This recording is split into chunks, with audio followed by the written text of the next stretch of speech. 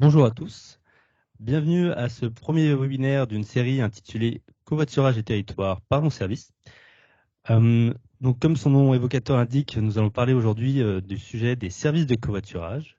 Je suis donc Thomas Vino, chargé de projet au sein du SMT-AML et je vais co-animer ce webinaire avec Céline Vert de l'agence Auvergne-Rhône-Alpes Énergie et Environnement, avec qui nous co-organisons cette série et qui nous fait le plaisir de nous accueillir chez eux aujourd'hui. Bonjour Céline. Bonjour. Donc, cette série de webinaires, elle s'inscrit un peu dans la poursuite de ceux organisés en 2022 par le SMT, les jeudis du SMT, sur l'intermodalité en gare. Donc, c'est une série de webinaires que vous pouvez retrouver sur YouTube si vous n'avez pas eu la chance d'y assister. Mais cette année, il y a quelques petites différences, notamment sur le format, à savoir qu'on a la chance d'accueillir nos intervenants directement sur le plateau avec nous. Nous avons Maude Damondési du PETR Jeune-Loire. Bonjour Maude. Bonjour Thomas, bonjour Céline. Ainsi que Léa Bazin de Grand Boucle Agglomération. Bonjour à vous. Donc, pour commencer, sans plus attendre, je vous propose de lancer une vidéo introductive de la part de Catherine Staron, présidente de l'agence Auvergne-Rhône-Alpes Énergie Environnement et également élue au sein du SMT, pour nous expliquer un peu le contexte et la raison d'être de ces webinaires. Bonjour à toutes et à tous. Même si je n'ai pas pu être à vos côtés aujourd'hui, j'ai tenu à répondre positivement à la proposition de Rachel d'introduire ce webinaire à la fois en tant que membre du SMT-AML et présidente d'Auvergne-Rhône-Alpes Énergie Environnement. Ce webinaire est en effet le résultat d'une première collaboration entre les deux structures et je souhaite longue vie à cette coopération. Ce webinaire est dédié au covoiturage, un sujet d'actualité pour de nombreuses raisons. Des enjeux énergétiques et environnementaux qui appellent la réduction de l'autosolisme, d'une part pour limiter les émissions de polluants et de gaz à effet de serre, dans un contexte d'urgence climatique et de santé publique, et d'autre part de réduire notre dépendance énergétique. Un contexte économique et social qui réduit les moyens de se déplacer d'un nombre croissant de nos concitoyens. La question des mobilités est donc devenue une priorité pour les élus, avec une palette de solutions à proposer. Le covoiturage s'inscrit donc dans une dynamique de développement qui vient d'être confortée par l'État avec le plan national covoiturage initié par le gouvernement. Lancé en 2023, ce plan national de covoiturage, doté de 150 millions d'euros, se fixe pour objectif d'atteindre les 3 millions de trajets en covoiturage à l'horizon 2027. En région, nous avons la chance de pouvoir mobiliser des expertises pour accompagner les collectivités sur ce sujet. La série de webinaires qui commence aujourd'hui est rendue possible par l'association de deux acteurs publics complémentaires qui ont développé une expertise sur le covoiturage. L'agence Auvergne-Rhône-Alpes Énergie Environnement, acteur régional historique de la transition énergétique et climatique des territoires, développe depuis quelques années une expertise sur les mobilités grâce à plusieurs projets européens et nationaux. Je mentionnerai notamment le projet européen COGO, initié en 2018, qui a permis de faire un état des lieux des services covoiturage, d'identifier les bonnes pratiques et de favoriser leur connaissance et leur diffusion. Le SMT a lancé le 27 janvier dernier un plan d'action covoiturage 2023-2024 qui complète les actions d'aménagement de covoiturage par le sujet des services comme facteur d'accélération de la pratique. Les politiques covoiturage doivent être construites de manière complémentaire et intégrées aux autres actions de mobilité. Aussi, pour se développer, les services de mise en relation des covoitureurs, anticipés ou dynamiques, en ligne ou autostop organisé, doivent être organisés par les AOM, en lien ou partenariat avec les acteurs privés ou associatifs.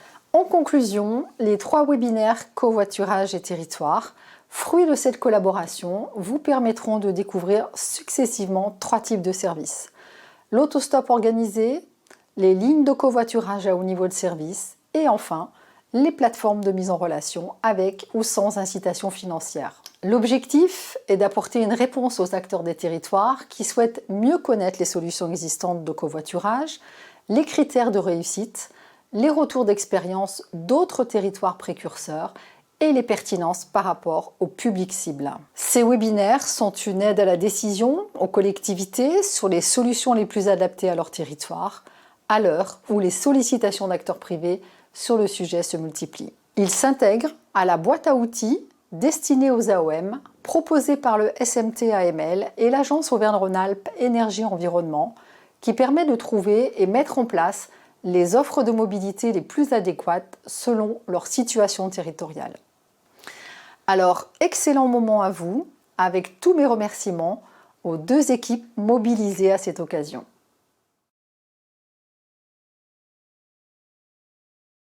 Eh bien, parfait. Merci. On remercie encore Catherine Staron pour cette introduction complète et pour avoir donné ce contexte général concernant le covoiturage et la raison d'être de cette série de webinaires. Alors peut-être avant de commencer, je vais vous présenter un peu le déroulé de ces webinaires, comment ça va se passer aujourd'hui. Pour rappel, la thématique que nous allons aborder, ce sont les services de mise en relation dynamique simple, ou autrement dit plus facilement, les services d'autostop organisés. Donc on va commencer par faire une petite introduction au thème pour se mettre un peu tous au niveau là-dessus avec Céline. Et puis on prendra un long moment donc d'échange avec nos 2 intervenants pour parler de leur propre expérience sur leur territoire ensuite. Et on gardera un peu de temps pour poser vos propres questions en fin de ce webinaire. Alors n'hésitez pas à les poser tout du long dans le chat ou sur la partie questions-réponses de Teams. Nous, on puisse les poser en fin. Et puis, nous tâcherons de conclure pour 14h pile. Et donc, nous tiendrons ce timing d'1 heure pile poil pour ce premier webinaire. Alors, peut-être pour commencer, du coup, est-ce que Céline, tu peux nous redonner un peu le contexte général du covoiturage et où on en est en 2023 ? Alors effectivement, Catherine Staron l'évoquait en introduction, transformer les habitudes de mobilité est aujourd'hui une priorité, surtout sur les déplacements quotidiens. Et le covoiturage est une des alternatives pertinentes. Alors le covoiturage est un service de mobilité qui s'est développé aujourd'hui de façon plutôt structurante et crédible sur les trajets longue distance. Mais sur le courte distance, on a encore une grosse marge de progression. Donc un challenge devant nous qui sera certainement boosté aussi dans le cadre de ce plan national covoiturage qu'évoquait également Catherine Staron, on l'espère. Alors différents types de services de covoiturage courte distance existent. Nous, on vous propose effectivement une typologie qui fera l'objet de 3 webinaires. Le premier format, c'est ce qu'on appelle des services d'autostop organisés. Donc, c'est l'objet de ce premier webinaire et c'est ce que nous présenterons nos 2 témoins. On a ensuite des services de type ligne à haut niveau de service ou ligne de covoiturage organisée. Et enfin, des plateformes de mise en relation anticipée avec ou sans contrepartie. Donc, il y a effectivement autour de toute cette dynamique aussi un marché qui foisonne avec une multitude d'acteurs qui apparaissent. On vous présente là justement 3 acteurs qui interviennent en particulier sur ces services d'autostop organisés, mais pas que. On est aujourd'hui dans une phase plutôt de structuration du service. On a un recentrage autour de quelques acteurs clés. Donc, ce qui donne aussi le signal d'un marché qui se structure et qui identifie des modèles aussi soutenables. Mais on est voilà, effectivement encore sur une belle marge de progression. Alors l'autostop organisé, justement, je crois que Thomas, tu veux nous partager une définition que tu trouves Celle de la Fabrique de mobilité. Alors oui, effectivement, pour l'écosystème, donc les 3 acteurs, c'est La Roue Verte, Réseau Pouce et ECOF qui travaillent un peu dessus. Et peut-être pour compléter, ce qu'on peut dire, c'est que l'autostop organisé, c'est aussi parfois et souvent organisé en interne. C'est aussi quelque chose qui est possible plus facilement d'ailleurs que les autres services. Donc ce qu'on considère comme aujourd'hui des réseaux d'autostop organisés, c'est des réseaux qui ont pour but de sécuriser et d'amplifier les pratiques d'autostop libres afin d'en faire un mode de transport attractif et économique, en particulier en zone périurbaine et rurale. Donc là-dessus, sur l'autostop organisé, comment ça fonctionne un peu et quelles sont un peu les grandes lignes finalement de ce type de service ? Alors effectivement, c'est généralement plutôt préconisé sur des territoires périurbains et ruraux, notamment parce qu'ils s'appuient souvent sur des pratiques d'autostop préexistantes ou en tout cas des pratiques informelles de covoiturage. Donc l'objectif numéro 1, la motivation numéro 1 souvent, c'est la sécurisation de ces pratiques informelles. Mais c'est aussi mettre en visibilité le covoiturage, le rendre visible, présenter sur le territoire le fait que c'est une offre de service, une pratique de mobilité crédible. Mais c'est aussi un moyen d'apporter un service de mobilité lorsque, notamment, la mise en place de services de transport en commun n'est pas envisageable pour différentes raisons. C'est plutôt des pratiques pertinentes sur les très courtes distances, donc des trajets inférieurs à 15 km. C'est pas forcément sur les trajets domicile-travail que ça va être le plus pratiqué, et encore, c'est pas non plus verrouillé. Sur le fonctionnement, effectivement, comme l'expliquait Thomas, on est sur des dispositifs qui sont plutôt simples, donc généralement internalisés au sein des collectivités ou en partenariat avec des associations. Ça n'engage pas forcément de flux financier entre covoitureurs. On n'a pas l'obligation d'imposer de tarification, de grille tarifaire ou de mesures de compensation. C'est libre. On peut, généralement, c'est le cas justement sur cet enjeu de mise en visibilité, matérialiser des points d'arrêt avec du mobilier urbain qui peut s'appuyer sur des aménagements existants ou pas. On est sur des budgets de mise en œuvre qui sont relativement légers aussi et qui se concentrent principalement sur l'enjeu communication et accompagnement à l'usage. Donc ça, c'est aussi des éléments qui sont intéressants à avoir en tête. Ce qu'il faut surtout se dire, c'est que sur ces services-là, tout est adaptable, modulable au territoire, et c'est un peu ce que vous nous expliquez justement, nos deux témoins qui ont développé deux services d'autostop organisés relativement différents, adaptés à leur territoire et aux zones sur lesquelles c'est expérimenté. Donc on va maintenant découvrir ces retours d'expérience. Totalement. Et un peu pour résumer, en fait, l'autostop organisé, moi j'aime bien l'image, en fait, c'est vraiment essayer de rendre l'autostop qui existait déjà avant plus attractif et plus sécurisant pour les usagers. Donc à la fois pour ceux qui sont au bord de la route, avoir un espace bien défini sur lequel attendre, leur destination. Et j'ai éteint mon micro et là le son revient. Mais aussi pour les conducteurs, en fait, avoir un endroit où s'arrêter en sécurité, pouvoir facilement identifier où se rendent les potentiels passagers. Et donc vraiment, voilà, sécuriser. Donc l'image ici sur cette diapo, essayer un peu de montrer à quoi ça peut ressembler schématiquement. Voilà, mais on va pouvoir aller plus en détail avec nos deux expérimentations. Alors peut-être, pour commencer, je peux me tourner vers toi, Maud, et te demander de te présenter un peu plus, ainsi que le rôle dans ta collectivité et comment elle fonctionne en fait. Qu'est-ce que le PETR Jeune-Loire et voilà, qui vous êtes? Alors donc je suis Maud Damondazi, je suis chef de projet mobilité alternative. Je suis en poste au Pays de la Jeune-Loire depuis 2014. À l'origine, je travaillais pas forcément sur ce sujet, j'étais plus sur l'économie. Le sujet est venu à nous en 2019 parce que voilà, on a eu l'opportunité de travailler dessus et les élus ont souhaité s'en emparer. Que c'est un sujet qui devient un sujet important sur les territoires. On l'aborde vraiment sous l'angle des mobilités alternatives. Donc c'est important de le préciser. Au niveau du pays, on structure 5 communautés de communes et donc on travaille, nous, en tant que pays, pour le compte de ces communautés de communes. Et elles nous ont missionnés pour travailler sur ce sujet-là parce que on a le périmètre d'un bassin de vie et c'est pertinent de travailler sur le sujet des mobilités à notre échelle. Donc c'est comme ça que le sujet est venu à nous. Voilà. Donc. Ouais. Et du coup, un territoire plutôt rural. On a un territoire donc qui comprend 44 communes et un peu près de 88 000 habitants. On est situé entre l'agglomération du Puy-en-Velay et Saint-Étienne Métropole. On a un territoire qui est à la fois périurbain et rural. On le voit un petit peu sur la carte si ça peut aider pour voir où on se situe. Donc on est en Haute-Loire. On est traversé par un axe qui est la RN 88 et qui est un axe très fréquenté. Autour de cet axe se concentre toute l'activité économique et on a une pression foncière autant pour l'habitat finalement que pour l'activité économique. Donc là, on est vraiment sur un territoire périurbain, très influencé aussi par la métropole stéphanoise.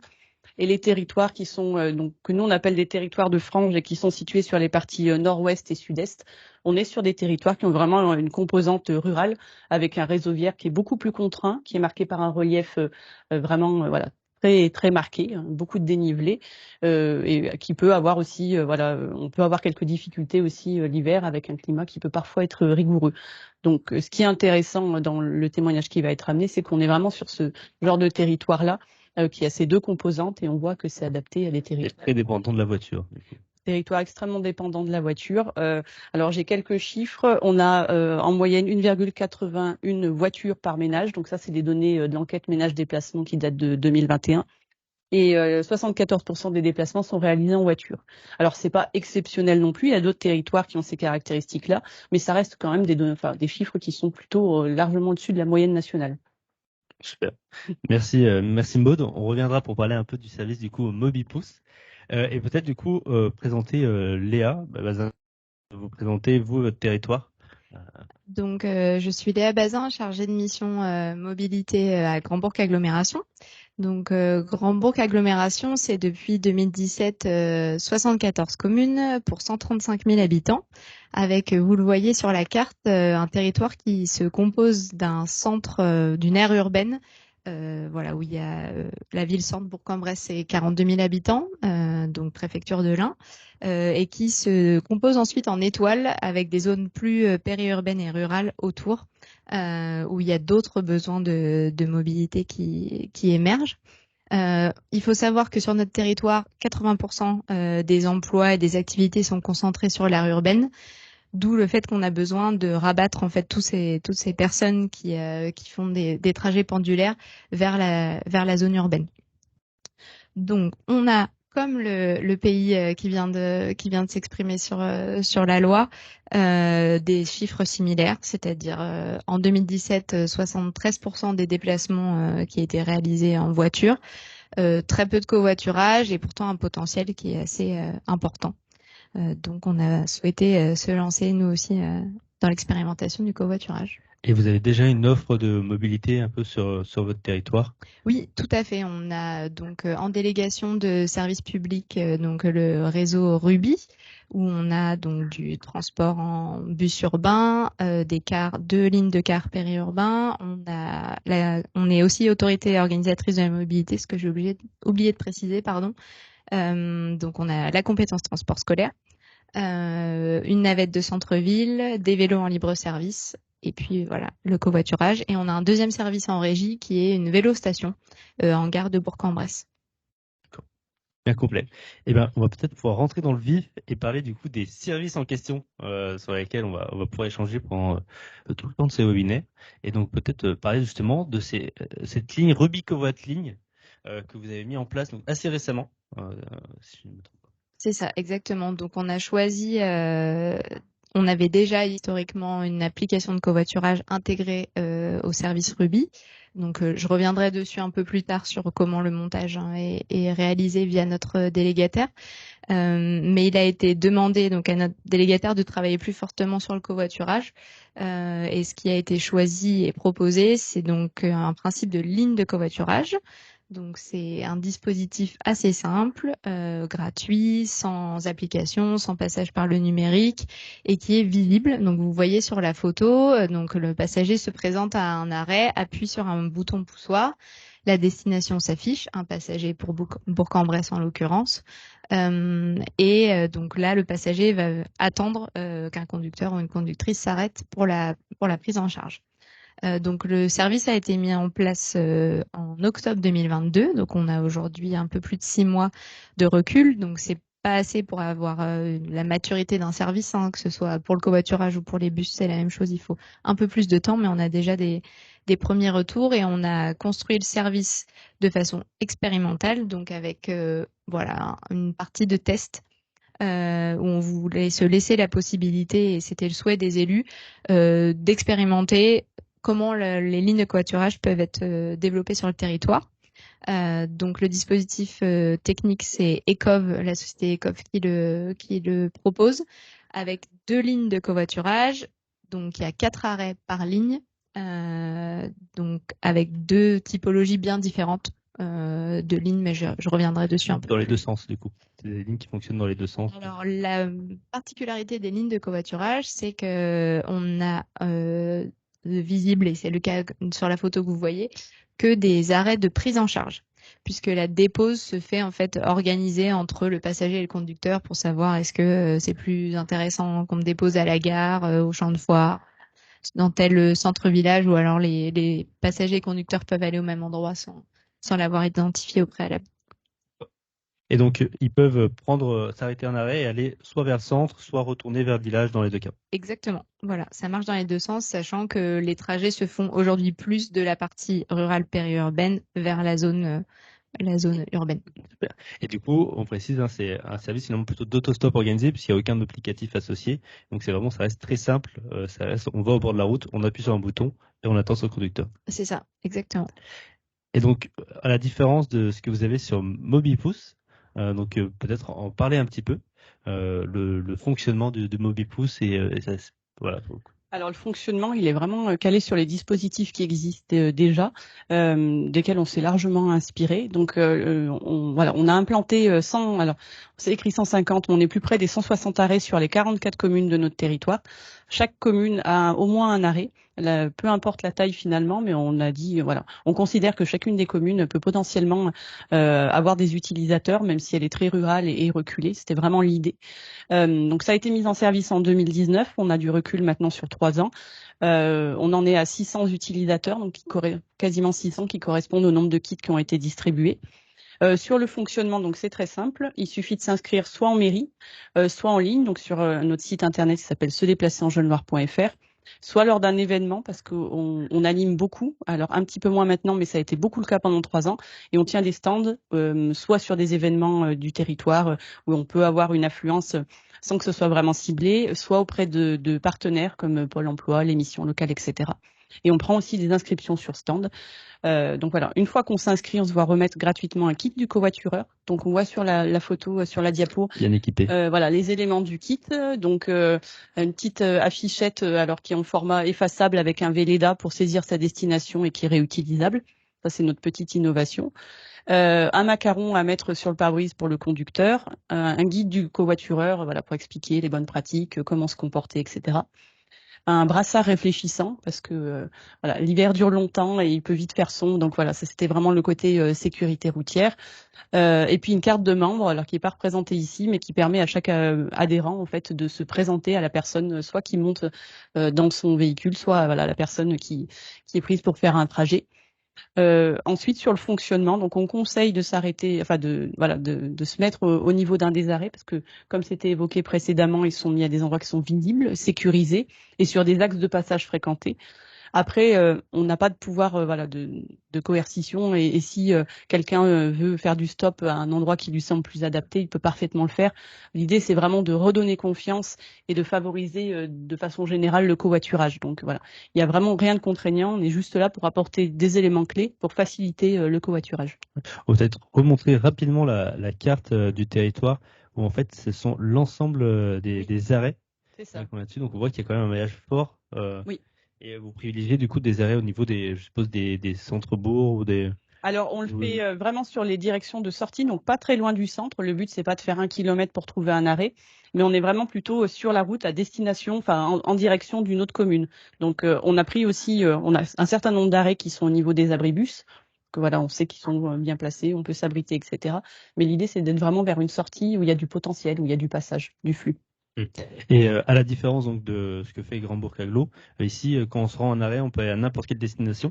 Il suffit de la marquer sur son petit panneau et donc d'attendre un conducteur qui pourrait nous emmener à cette destination. C'est ça, on peut se rendre absolument où on veut. On peut même sortir du territoire aussi si on le souhaite. Le fait d'être membre de MobiPouce, vous êtes facilement à trouver un conducteur, même si ce conducteur est lui-même pas forcément inscrit et pas adhérent, mais ça facilite quand même. Et on se dit, bon, la personne est dans la démarche, elle s'est identifiée, donc il y a moins de risques. Mais oui, après, voilà, le fonctionnement est libre, c'est-à-dire qu'au début, on n'a pas voulu mettre en place d'application en se disant, on ne veut pas que ce soit un frein pour des personnes qui n'ont pas forcément l'habitude d'utiliser de la technologie. On voulait vraiment que ce soit très simple. Aujourd'hui, on a créé une communauté MobiPouce sur l'application régionale Move ici, justement pour, à contrario, pour les personnes qui sont plus connectées, leur apporter plus de garantie d'avoir quelqu'un qui peut les amener à destination. C'est clair. C'est clair pour moi. Et peut-être qu'on va pouvoir passer un peu. Donc nous, on a préparé plein de questions avec Céline pour un peu mieux comprendre l'origine des projets, comment ça se fait, comment vous l'exploitez, combien ça coûte. Peut-être du coup, Céline, je te laisse poser les premières questions. Peut-être une première question, revenir sur la genèse de vos projets et votre lien au covoiturage sur vos territoires respectifs, peut-être du côté du Pays Jeune-Loire. Vous y êtes allé avec une entrée vraiment au covoiturage en ayant peut-être déjà expérimenté des services ou en tout cas en ayant ce souhait de travailler sur ce sujet ou peut-être dans une approche plutôt globale, comment offrir un service de mobilité sur l'ensemble de nos communes. Voilà, comment ça s'est passé au démarrage? Alors, le sujet de la mobilité a toujours été un peu en filigrane au niveau du pays parce qu'on porte un SCOT, donc un schéma de cohérence territoriale, et ce sujet était traité à travers notre SCOT. En 2011-2012, on a réalisé une étude covoiturage qui nous a permis d'aménager 9 aires de covoiturage sur des endroits où il y avait déjà une pratique informelle. Donc, ça nous a permis de la structurer. On est revenu sur le sujet en 2019 parce qu'on a eu la chance d'avoir un prestataire qui nous a proposé une formation sur les mobilités alternatives. Donc les élus ont été particulièrement intéressés par le sujet. Il faut savoir qu'on a une offre de transport alternative à la voiture qui est très faible sur notre secteur. On a quelques gares, mais voilà, elles sont pas forcément très bien situées, même si le cadencement est intéressant. On a très peu d'offres de transport en commun, hors que le transport scolaire, enfin du moins pour faire des trajets domicile-travail. Donc voilà, on a voulu se saisir de ce sujet. On n'a pas souhaité seulement développer l'autostop organisé, on a réalisé un plan d'action avec plusieurs expérimentations, dont donc l'autostop organisé, mais aussi le transport à la demande. Là, il est question d'accompagner les collectivités en ingénierie pour mettre en place du transport à la demande. Pareil pour le vélo aussi, on mène ce travail-là. On aimerait aussi expérimenter des démarches autour du covoiturage domicile-travail. Alors, c'est quelque chose qui a été repoussé parce que le Covid nous a un peu freinés, mais c'est clairement ce qu'on souhaite faire sur l'année 2023 et pour l'année 2024. Et globalement aussi, on a travaillé au fait de pouvoir proposer en ligne un portail des solutions de mobilité alternative parce qu'il est parfois complexe de trouver l'information pour savoir comment se déplacer, ne serait-ce que trouver les horaires de son bus, les horaires aussi SNCF. C'est quelque chose qui, pour certaines personnes, est très compliqué. Donc, on a travaillé sur ce site qui s'appelle Se déplacer en Jeune-Loire. Je le répète, je le replace. Et ça permet d'apporter déjà cette première solution à des personnes qui n'ont pas l'information. Merci. Alors, effectivement, ce qu'on n'a pas précisé et ce qui est important sur votre territoire, c'est que vous n'êtes pas AOM. Non, on n'est pas AOM. Nos collectivités n'ont pas pris la compétence. Donc, nous, au niveau du pays, bien évidemment, on l'a pas non plus. On avait commencé à travailler, donc sans être AOM, mais sans se poser la question. La loi LOM arrivant, donc on s'est questionné. Au final, il n'y a pas eu de volonté politique de prendre la compétence. Néanmoins, on voit qu'on peut quand même œuvrer sur les mobilités alternatives sans avoir la compétence. On a malgré tout conventionné pour pouvoir être dans le cadre de la loi et pour pouvoir continuer à animer Mobipousse et nos autres sujets. Donc on a conventionné avec nos communautés de communes et la région pour pouvoir se voir déléguer la compétence mobilité, enfin covoiturage dans le cadre du bloc 4 de la LOM. On a la possibilité de travailler sur le sujet, on a moins de financement, mais malgré tout on peut quand même en bénéficier et on peut quand même travailler sur le sujet. Bien, merci. Et Léa, de votre côté, côté Grand Bourg Aglo, vous aviez déjà finalement, ce qu'on disait, et commencé à être dit tout à l'heure, du passé sur le covoiturage, avant d'arriver sur cette expérimentation de.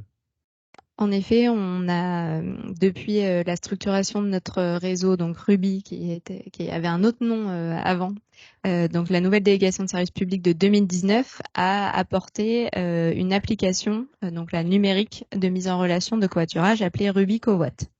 Donc c'était le souhait d'expérimenter quelque chose sur le covoiturage pour avoir vraiment un bouquet de mobilité tout confondu, vélo, bus, car, etc. et également le bloc covoiturage.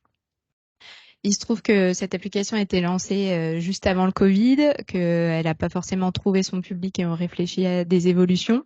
Et donc, il a été demandé à notre délégataire actuel, Keolis, de proposer autre chose sur le covoiturage. Donc, on est parti sur un avenant, tout simplement, à la délégation de service public pour que donc Keolis nous a proposé de travailler avec ECOF pour installer ces lignes de covoiturage, donc gratuites, sans applicatif numérique du tout.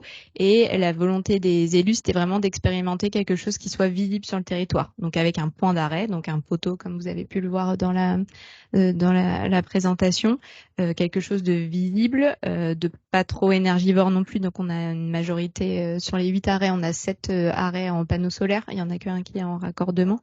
Et quelque chose de léger. Donc, s'il y a besoin de déplacer, et c'est le cas, on l'a fait il y a pas très longtemps en arrêt, dans le cadre de l'expérimentation, on a pu le faire. Donc ça, c'était vraiment la base sur laquelle nous, on partait.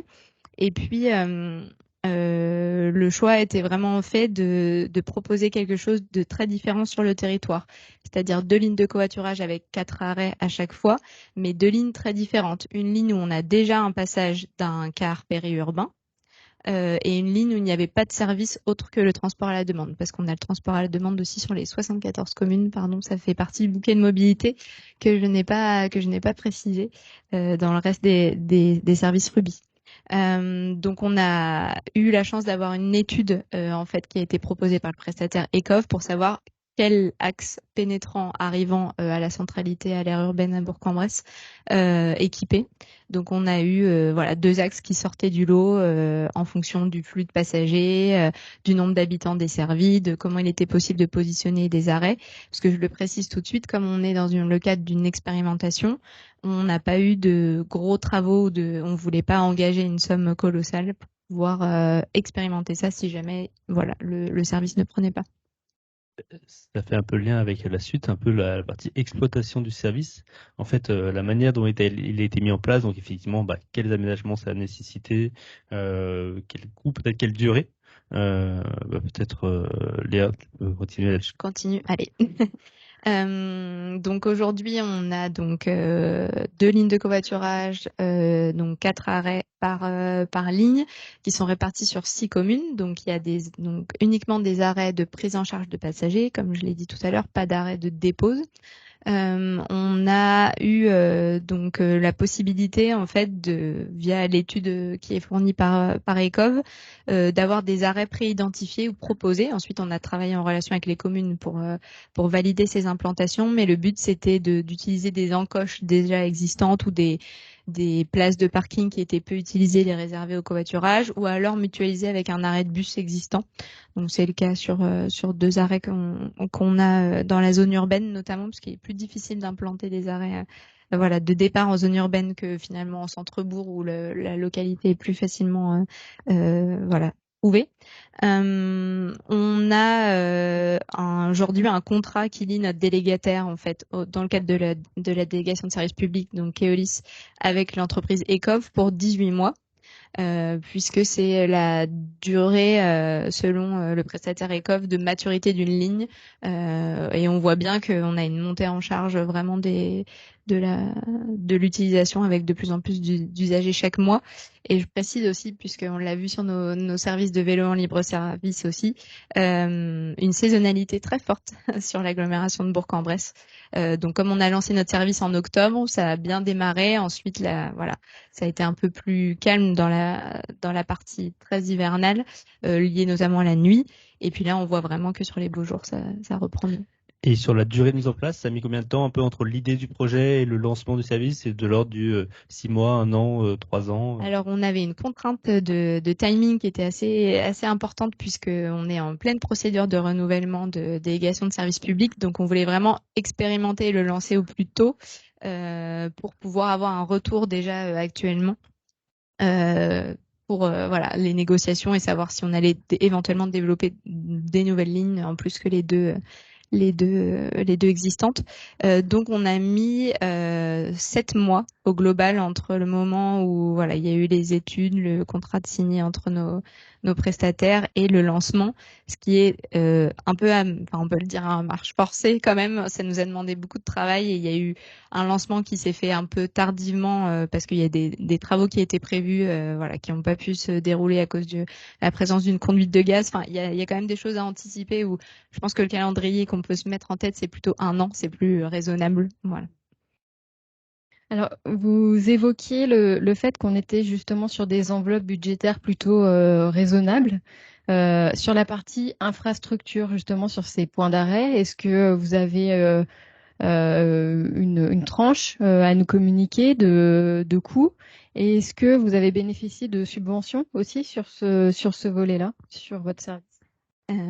Donc tout est intégré nous dans la délégation de services publics, donc c'est comme ça que ça fonctionne. L'étude c'était un coût de 20 000 € à peu près.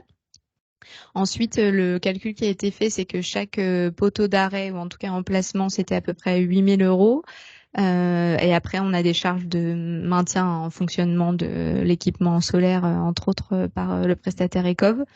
On a eu la chance de bénéficier d'une personne qui a animé le réseau pendant 6 mois, donc d'un ETP complet pendant 6 mois, grâce au certificat d'économie d'énergie. Je pense que sans ce dispositif, on aurait eu du mal à engager cette nouvelle somme, sachant qu'on avait déjà déployé d'autres services qui étaient aussi nouveaux sur le territoire. Et puis après, la collectivité en propre a réalisé les travaux de voirie quand il y avait besoin. Donc on a eu très peu, on a eu un peu de marquage, effaçage, création d'une encoche, mais c'était très peu, c'était à hauteur de à peine 8 000 euros. Voilà. D'accord, donc sur les mâts, c'est également le délégataire qui a apporté l'investissement ou c'est la collectivité? Oui, exactement. D'accord. Oui. Donc ça fait à peu près au global, donc l'investissement plus les frais de fonctionnement annuels, on est sur à peu près 100 000 euros. Et du coup, côté Jeune Loire, pour vous, cette mise en place, sa durée, son coût, comment ça s'est passé? Parce que vous avez fait ça en interne, c'est ça? Oui, on a fait ça en interne. Alors sur la durée, on est à peu près sur la même échelle de temps. Ça s'est fait très rapidement à partir du moment où on a pris la décision. On avait décidé, c'est peut-être bien de le préciser quand même, que de mettre en place directement MobiPouce avant tout notre programme d'action, parce qu'on s'était dit que ce serait très visible. C'est pour ça que voilà, on a voulu le mettre en place vite. Grosso modo, on a décidé fin 2018 de lancer le dispositif et il a été opérationnel à partir de septembre 2019, en sachant que les arrêts ont été implantés pendant l'été 2019 et qu'on a fait beaucoup d'animations donc sur le terrain pour parler de MobiPouce avant qu'on puisse prendre des inscriptions. Donc voilà, ça s'est fait rapidement, sachant qu'on a créé notre propre identité graphique. Donc il y avait voilà tout ça qui était un petit peu qui prend un petit peu plus de temps et qu'on maîtrise moins. En termes de coût, ce qu'on peut dire sur un dispositif comme ça, c'est que c'est peu coûteux. Alors j'y mets des guillemets parce que c'est quand même un coût, mais par rapport à d'autres services de mobilité, on est sur des choses qui sont quand même voilà accessibles, on va dire. Nous, on a pu s'appuyer sur des dispositifs de financement, ce qui nous a aidé à finalement à nous lancer sur le sujet. Sinon, ça aurait été plus compliqué de s'en emparer. On a bénéficié d'aide au niveau de l'ADEME avec France Mobilité. Et aussi, on a un programme leader, donc le financement européen, qui nous ont permis aussi de bien nous accompagner. Surtout, voilà, le plus important, c'est de l'investissement. Hein, le signalétique, c'est quand même un coût. Nous, on a mis beaucoup d'arrêts, donc 160. Et en plus, on a souhaité que la pause soit effectuée par l'entreprise qui a remporté le marché. Donc, on est sur un coût de 46 000 euros sur les arrêts. En sachant qu'on n'a pas fait d'aménagement spécifique, donc on n'a pas de coût autre, c'est vraiment juste la pose du panneau.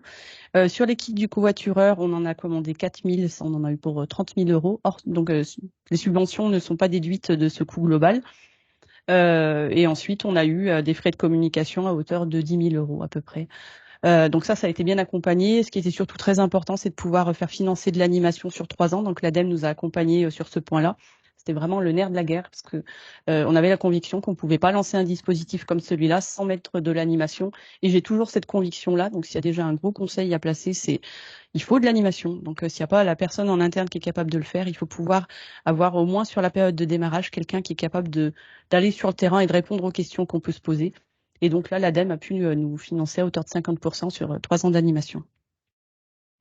Alors avant de revenir plus longuement effectivement sur ce point crucial que vous partagez, je crois, de la communication et de l'accompagnement des usagers, une petite précision sur les dispositifs de financement dont vous avez bénéficié. Donc ADEME plutôt sur des dépenses de fonctionnement. Du côté financement européen, est-ce que vous avez pu être soutenu sur le volet investissement ou ça c'est un budget que vous avez porté en propre? Alors les fonds européens nous ont aidés donc sur l'investissement pour les panneaux à hauteur de 40% des dépenses et sur tout ce qui est communication à hauteur de 80%. L'accompagnement était quand même Donc une important. aide On a peu de dépenses du point de vue numérique parce qu'on a créé un site, mais parce qu'on avait la compétence en interne, donc on en a eu, je crois, pour 1 500 euros pour créer et plus pour de l'hébergement. Et on avait budgété quelque chose sur le numérique pour créer potentiellement notre propre application, mais on a choisi de ne pas aller sur ce point-là, voilà, parce que ça reste quelque chose qui demande aussi de l'entretien. Donc on n'a pas souhaité s'engager dans le développement d'une appli. Pour résumer, ça reste quand même des services qui sont assez rapides à mettre en œuvre Oui. et assez économiques quand on les compare aux autres offres de mobilité qu'on peut mettre en place sur un territoire. Donc c'est assez intéressant. On va peut-être parler un peu des usagers. Cette fois-ci, savoir un peu quel public, est-ce que vous visiez un public en particulier? Peut-être Maud, là-dessus, vous, comment vous avez fonctionné avec le public et les usagers? Alors, on a bien conscience qu'un dispositif d'autostop, il n'a pas vocation à répondre à tous les besoins de mobilité de tout le monde. C'est vraiment très spécifique. On peut pas l'utiliser pour des déplacements du quotidien, pour du domicile-travail. C'est pas vraiment l'idée. Par contre, c'est quelque chose qui peut être bénéfique pour les jeunes. On a beaucoup de lycéens qui des fois terminent plus tôt et font du stop. Donc voilà, ça permet de sécuriser, en sachant que nous on prend des inscriptions à partir de 16 ans avec autorisation parentale. Donc c'est bien de le préciser. Et après pour des publics qui sont plus précarisés, ou alors pour des besoins ponctuels. On a une grande facilité, ça aussi, mais c'est quelque chose qui est très commun à tous ces dispositifs-là. C'est très simple de recruter des conducteurs, enfin très simple, c'est facile. C'est beaucoup plus facile de recruter des conducteurs, c'est beaucoup plus complexe d'avoir des autostoppeurs qui s'inscrivent. Nous, en proportion, on a un tiers de conducteurs, un tiers sur les deux profils, parce qu'on peut s'inscrire avec les deux profils, et un tiers d'autostoppeurs. À l'origine, la proportion d'autostoppeurs était moindre, donc on a décidé d'aller au contact des personnes qui pouvaient être la cible, c'est-à-dire on s'est rendu auprès de Pôle emploi, des associations d'insertion, dans les lycées aussi, pour leur parler du dispositif et les inciter à s'inscrire. Ça a permis voilà, d'avoir une proportion qui soit plus équilibrée en termes de statut de personnes adhérentes à Mobipousse. Et ça, c'est des personnes que vous avez aussi impliquées en amont de la mise en place du service, ou c'était plutôt aller les sensibiliser une fois que c'était défini pour essayer de les pousser à l'utiliser, ce service? On les a plutôt sensibilisés une fois que le service a été mis en place, mais en étant quand même à l'écoute. Comme je disais, on a lancé le service sans application en disant bon, pour l'instant, c'est pas nécessaire et c'est très bien de le lancer comme ça. On a eu beaucoup de retours de personnes qui nous ont dit on aimerait une application, donc on a travaillé avec Movici pour pouvoir avoir notre communauté. Le fait d'avoir créé notre site internet aussi avec toutes les solutions de mobilité, c'était à la demande de nombreuses personnes qui nous appelaient en disant je sais pas comment faire pour aller à tel endroit, je sais pas, voilà. Donc c'est vraiment venu des remontées qu'on avait sur le terrain. Mais c'est vrai qu'à l'origine, la population n'a pas été associée et qu'on s'est lancé nous-mêmes en regardant ce qui avait été fait ailleurs, mais sans associer la population. Ouais, ça permet de rendre visible et ensuite de pouvoir commencer à lancer l'échange avec les citoyens et voir leurs besoins et leurs attentes. Et peut-être côté Grand-Bourg, vous, au niveau des usagers, c'était une même cible? Au niveau des usagers, on était, nous, plus dans l'ambition d'avoir une offre de transport qui était vraiment à la hauteur de ce qu'on pouvait faire pour comme dit Ecov assez souvent, de rendre la voiture comme un transport collectif, donc plutôt domicile-travail ou toute activité. Donc aujourd'hui, dans nos usagers, on voit qu'on a autant des étudiants que des retraités, que des actifs. Voilà, il y a des gens qui utilisent la ligne tous les jours, celle qui est surtout entre Césaria et Bourg-en-Bresse, qui s'arrête des fois pas forcément dans la ville-centre, mais juste avant, suivant le lieu professionnel. Et on voit que les profils sont assez variés de passagers comme de conducteurs. Donc ça, on est plutôt satisfait là-dessus.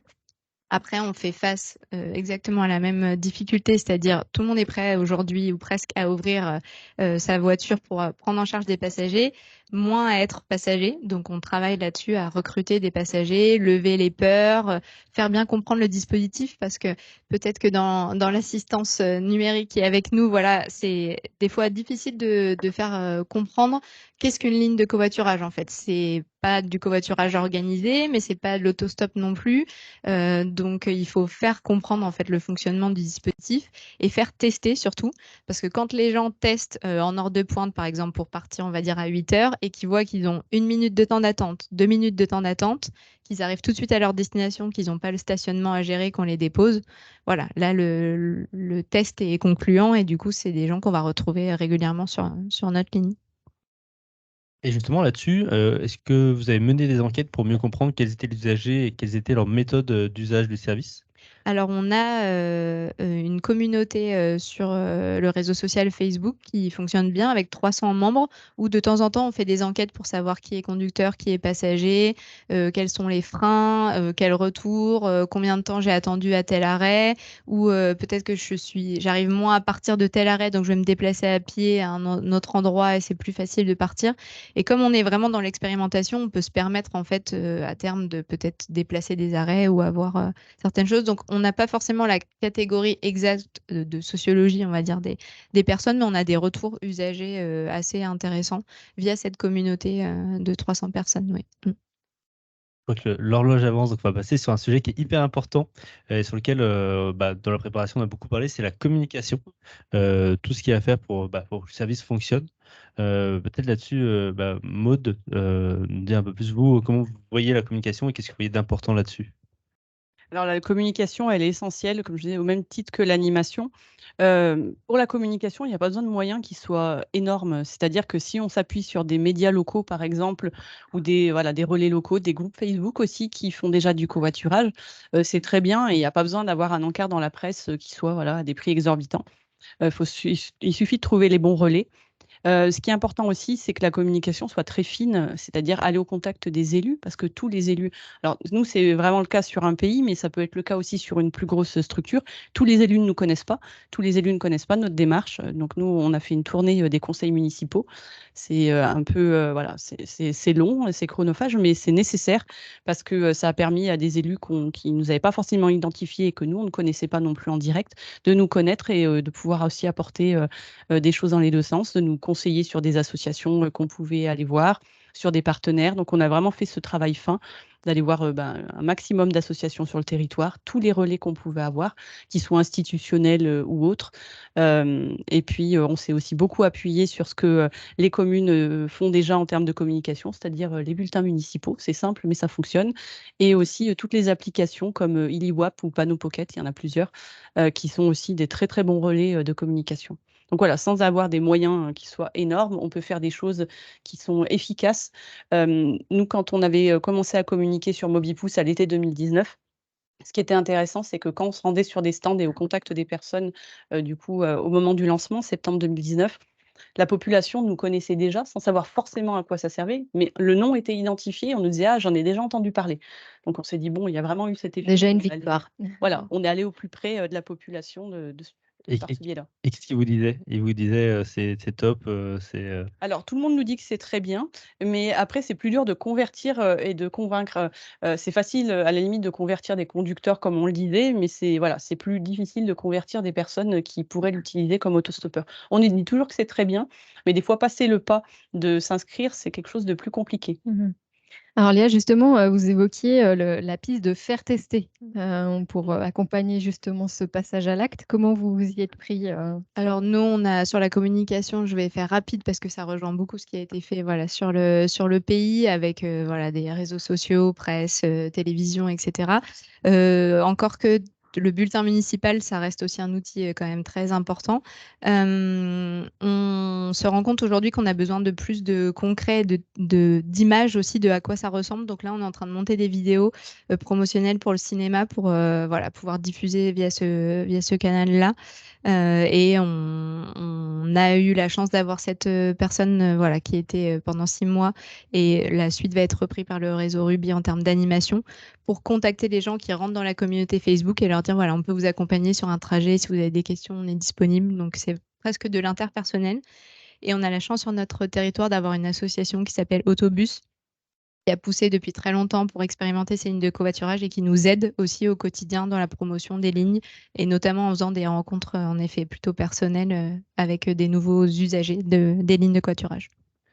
Alors, bientôt passer aux questions du public. Donc, n'hésitez pas à poser vos questions dans le chat. Peut-être juste avant, en 30 secondes, est-ce que ça fonctionne aujourd'hui? Est-ce que vous avez un peu une idée de la masse d'usagers que vous avez sur ces services? Alors nous, on a une idée du nombre d'inscrits qui est de 580, comme ça a été évoqué tout à l'heure. Après, on n'a jamais enquêté, on ne peut pas dire comment ça fonctionne, si ça fonctionne bien. On sait que le dispositif est connu de la population, ça, il n'y a pas de problème. Après, on n'a pas de retour et on n'a pas fait d'enquête, donc voilà. L'idée, c'est quand même qu'on est sur un travail de long terme et que si on veut instaurer des pratiques où la population essaye de se dire quand je dois faire un déplacement, je ne prends pas systématiquement ma voiture. Donc que ce soit avec Mobipousse ou avec autre chose, on sait qu'on est sur un travail de longue haleine et que du coup, on s'inscrit dans ce long terme-là. Donc c'est une solution, c'est un élément, c'est très visible et c'était fait pour.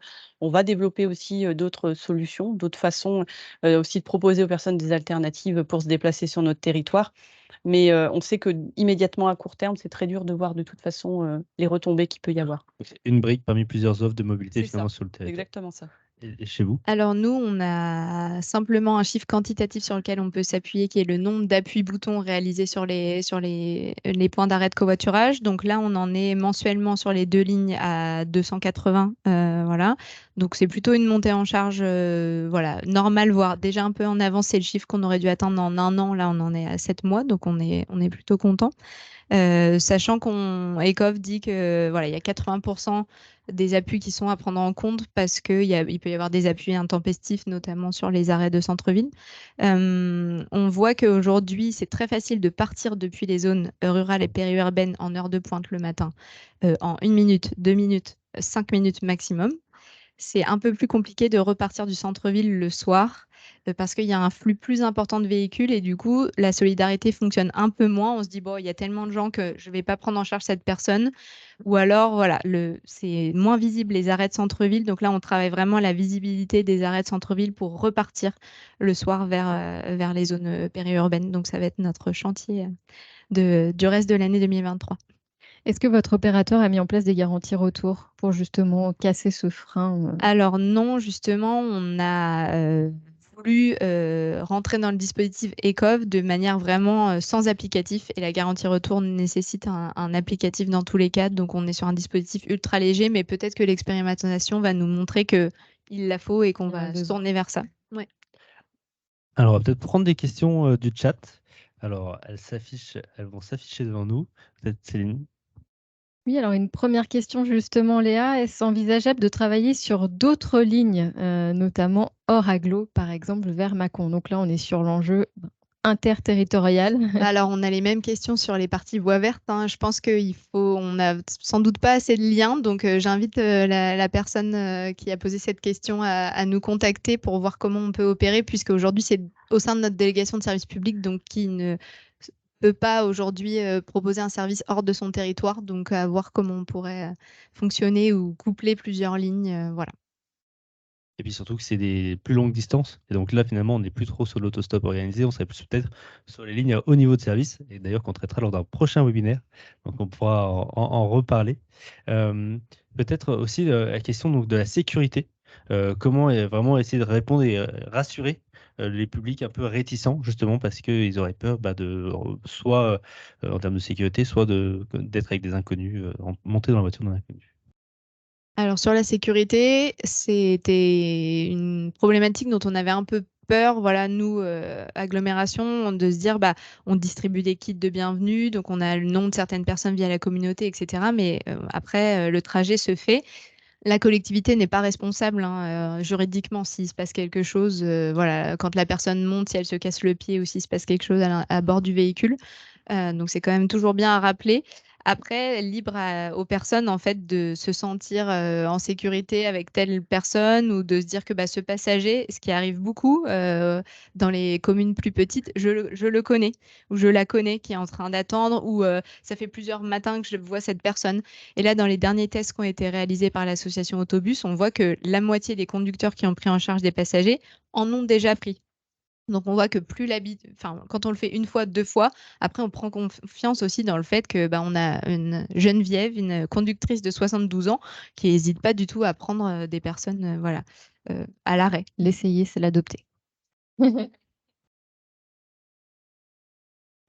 Peut-être une question pour soi, Maude, qui est dans le Pays de Loire, à part l'inscription, le kit d'accès, est-ce qu'il y a des personnes finalement qui peuvent utiliser le service sans ce kit? Est-ce il est nécessaire absolument pour utiliser le service ou pas du tout? Dans les faits, on va dire oui, mais dans l'absolu, nous aussi, la pratique de l'autostop de façon plus générale et du covoiturage redevient quelque chose qui se fait facilement sur le territoire. On est ravis. Et finalement, ça va rejoindre ce que dit Léa et ça rejoint le point sur la sécurité. L'inscription, elle est là pour rassurer. Dans les faits, il se passe pas souvent grand-chose d'exceptionnel quand on fait de l'autostop, mais il y a quand même besoin d'être rassuré par rapport à ça. Donc l'inscription sert à rassurer, le kit sert à dire je fais partie d'une communauté et j'ai des éléments sur moi aussi qui permettent de m'identifier, voire d'être plus en sécurité comme le brassard.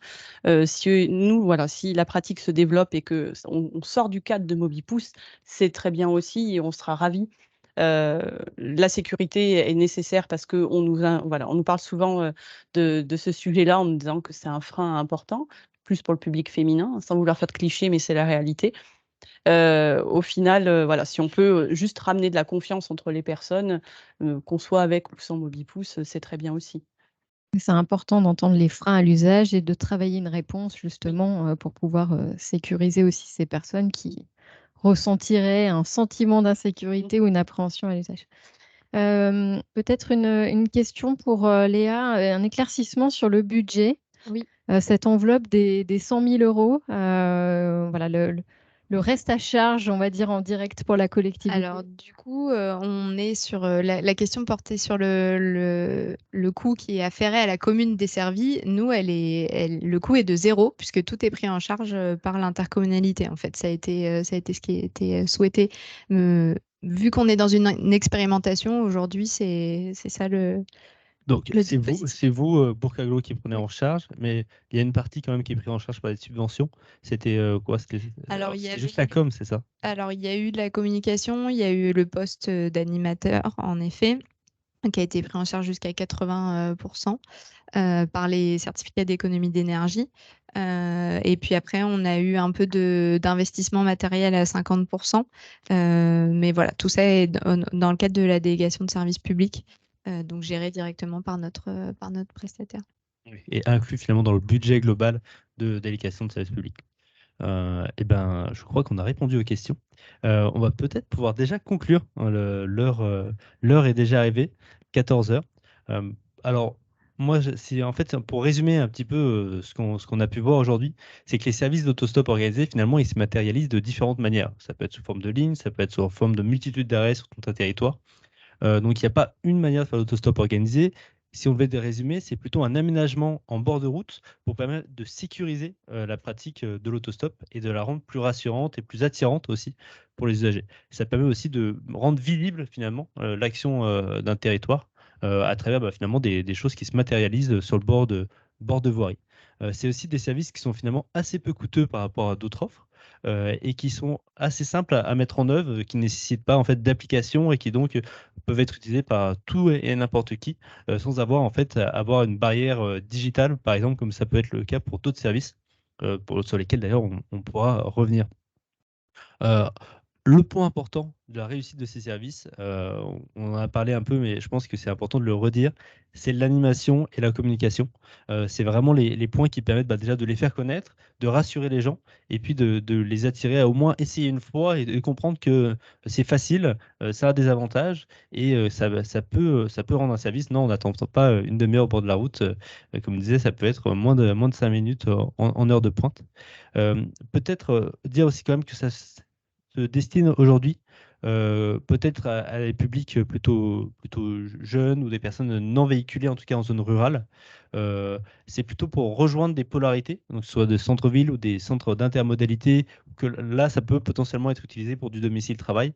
Là-dessus, il y a quand même peut-être des études encore à suivre, une analyse, mais il ne faut pas hésiter à expérimenter en tout cas ce type de projet, puisqu'ils sont simples à mettre en œuvre pour voilà, essayer de tester ce service qui est finalement complémentaire aux autres offres de mobilité sur un territoire et aux autres offres de covoiturage, d'ailleurs, sur lesquelles on pourra revenir. Est-ce que j'ai bien résumé ce qu'on s'est dit sur cette heure-là? Est-ce que vous avez des choses, un petit mot à rajouter pour conclure? Je pense que tout a été dit, ouais, l'accent sur l'animation, la communication. C'est vraiment ce qui est essentiel et c'est aussi ce qui peut être plus compliqué à faire financer parce que le volet animation, c'est parfois, même en termes de subvention, c'est pas là où c'est le plus simple de faire financer un poste de quelqu'un qui est vraiment sur le terrain. Mais c'est vraiment essentiel. On connaît tous, alors si vous ne le savez pas encore, mais il y a des expériences un peu plus malheureuses de territoires qui ont lancé des dispositifs sans animation. Eh bien, il se passe strictement rien. On peut planter des panneaux sur le bord d'une route, on peut distribuer des kits. S'il y a personne qui explique et qui propose aussi d'expérimenter, d'essayer, et qui va voilà, au contact des personnes qui peuvent être intéressées, bah, malheureusement, il ne se passe rien. Donc, c'est vraiment l'élément qui est essentiel. Nous, je dirais que pour Grand Bourg Agglomération, on a la partie animation, ça c'est sûr, mais surtout soigner les arrêts qui ont été choisis. Des fois, on veut que ce soit au plus proche pour le piéton, mais au final, il faut que ce soit bien facile aussi de s'arrêter pour le conducteur. Donc, c'est important voilà, d'avoir un arrêt de qualité et puis d'avoir aussi, de s'appuyer sur les forces vives des zones périurbaines et rurales, en fait, que ce soit les associations ou le comité des fêtes ou autre. Il y a des gens vraiment ressources dans chaque village sur lesquels il faut vraiment s'appuyer. Et là, nous, on a appris de ces 7 mois d'expérimentation qu'il y a besoin d'avoir vraiment de la visibilité parce que quand on est conducteur, on a 30 secondes, même pas, allez, 3 secondes pour décider si on prend en charge cette personne qui est à l'arrêt. Donc, il faut que ce soit facile, visible et sur ça, il faut travailler encore plus. Céline, un dernier mot? Bah, j'ai envie de dire, il n'y a plus qu'à. Lancez-vous. En tout cas, je pense que les 4 structures présentes ici sont à votre disposition pour ceux qui auraient éventuellement des questions ou un besoin d'accompagnement sur cette thématique. Voilà. Voilà. Et puis, du coup, je pense qu'on peut se souhaiter une bonne journée. Et puis, nous, on vous dit à très bientôt donc, pour le prochain webinaire qui traitera normalement de la thématique des plateformes de mise en relation anticipée. Donc, on n'a pas encore la date exacte ni les intervenants, mais promis, on vous enverra tout ça au plus vite. Et puis, d'ici là, n'hésitez pas à regarder les différents travaux qu'on a pu faire sur le covoiturage, aussi sur la question des aménagements qui est complémentaire. Bref, il y a beaucoup de choses à faire et beaucoup de choses à voir. Et donc, merci pour votre présence aujourd'hui. Très bonne journée.